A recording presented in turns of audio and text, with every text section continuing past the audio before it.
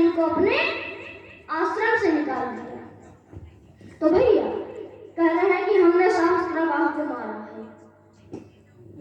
अच्छा चलिए, राजकुमार लक्ष्मण ने आपने कहा समता कर रहे हैं, कहाँ शिव जी का धनुष और कहाँ धनुया बराबरी कर रहे हो।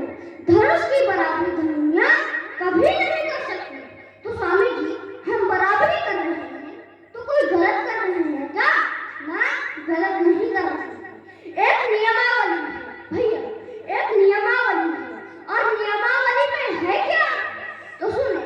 तो भैया चाहे व्यक्ति हो और चाहे वस्तु हो, चाहे व्यक्ति हो और चाहे वस्तु हो, अगर लक्षण मिलता है तो चाहे व्यक्ति हो और चाहे वस्तु हो उसकी समता हो जाती है।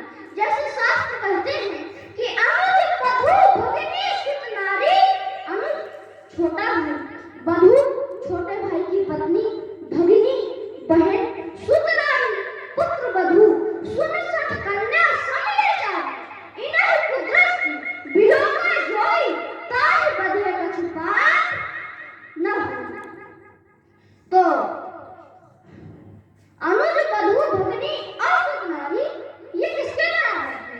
तो कन्या सम, कन्या के समान समता हो गई, क्योंकि यहाँ लक्षण सबके एक हैं, लक्षण सबके मिलते जुलते हैं। और ये भी जरूरी नहीं है कि लक्षण पूरे के पूरे मिले। अगर एक भी लक्षण मिलता है तो चाहे व्यक्ति हो और चाहे वस्तु हो उसकी समता हो जाती है। अब आइए धनुष पर।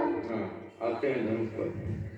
तो यहाँ पर धनुष और धनुया के लक्षण मिलते जुलते हैं। और लक्षण क्या मिलते जुलते हैं? मिलते हैं तो धनुष चाहे हमारा हो, चाहे राम जी का, चाहे जो टूटा पड़ा हो ये हो, और चाहे आपका,